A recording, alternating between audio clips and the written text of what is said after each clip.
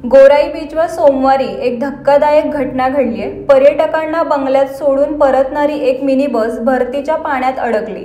प्रशासनाने स्पष्ट मनाई केली असतानाही बस समुद्र किनाऱ्यावर नेल्यामुळे राकेश गिरी या चालकाविरुद्ध गुन्हा दाखल करण्यात आलाय।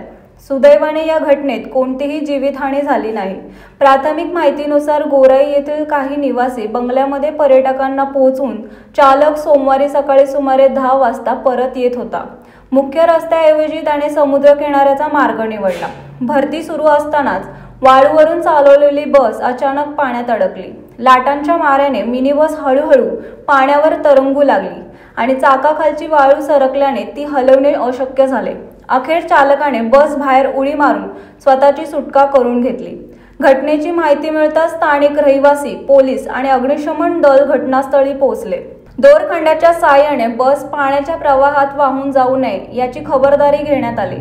सुमारे 3 तासांच्या प्रयत्नानंतर बस पाण्यातून बाहेर काढण्यात यश आले।